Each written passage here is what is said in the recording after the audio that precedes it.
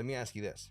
Do you think trading is hard? In my opinion, trading can be pretty difficult, but for some reason, traders out there and what you see online makes it seem like trading is a lot harder than what it has to be. Now, in this video, I'm going to be going over one key concept that I feel like a lot of traders miss and overlook, and this concept can actually help you navigate trading altogether and help you become a better trader. Before we dive deeper into this, I'd like to welcome you guys to the Beyond the Wicks channel, where our goal as traders is to help you guys approach trading from a more realistic perspective and help you guys become more consistent and, most importantly, profitable. So if you guys like this video or this type of content, please like the video, comment, let me know what you think, and most importantly, subscribe and also hit the notification bell to let you guys know when myself and my co-host Kite post videos on this channel. All right, so I think the main concept or main idea that a lot of traders tend to navigate towards is that more equals better. Now let me explain. So when it comes to a lot of different aspects of your life, yes, applying yourself, putting more into something, you generally get something back in return.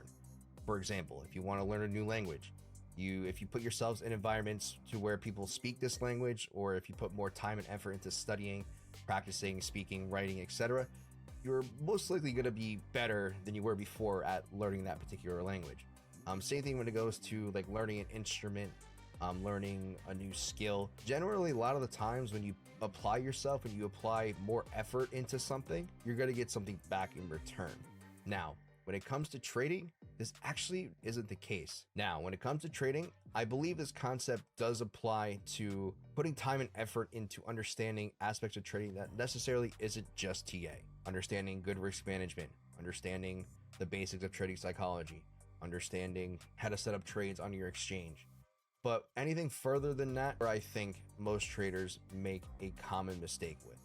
Now, when you first take a trade, or when you're taking trades in general, let's say you hit a losing streak or you take one big loss. The biggest pivot that I think most traders tend to go towards is adding more, right? Going back to the concept, more equals better. They think that adding more to their chart, adding more to their strategy, adding more to their TA is going to inherently give you better results. And in trading, in my opinion, it's actually the opposite. Let me give you an example. So let's say you're trading a basic support and resistance strategy where you're longing at supports, shorting at resistances.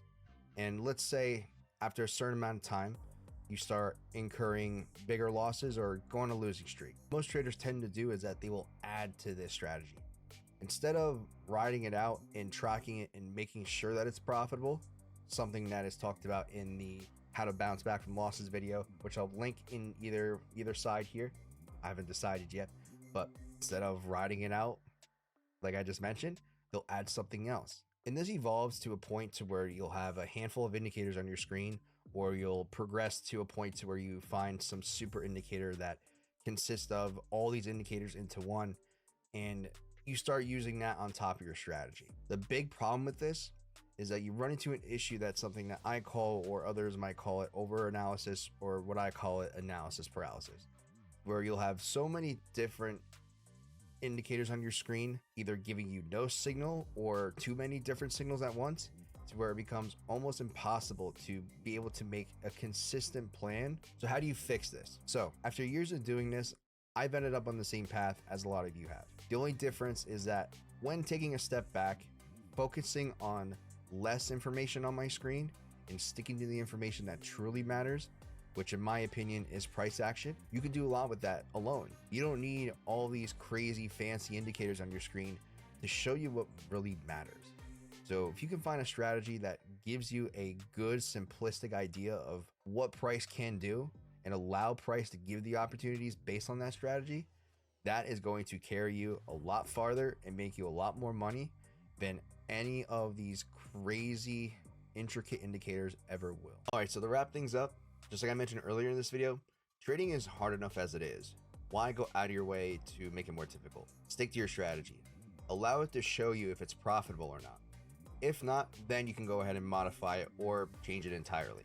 Hopefully you guys don't fall down the rabbit hole of trying to add more in order to win more or become more profitable, because in the end, it's going to do you more harm than good. So hopefully this helps you out. If you guys like this type of video, I would appreciate leaving a comment and a like, just like I mentioned earlier. But thanks again. I'll see you guys on the next one. This is terribly important to understand Buddhism, because the better you get, the more you go up to the Deva world. The worse you get, the more you go down to the Naraka world. But everything that goes up has to come down. So you can't improve yourself indefinitely. If you improve yourself beyond a certain limit, you simply start to get worse. Like when you make a knife too sharp, it begins to wear away.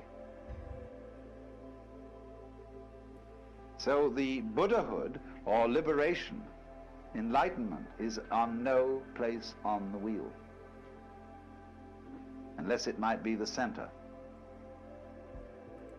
By ascending, by becoming better, you tie yourself to the wheel by gold chains.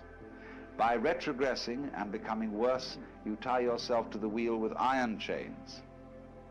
But the Buddha is one who gets rid of the chains altogether.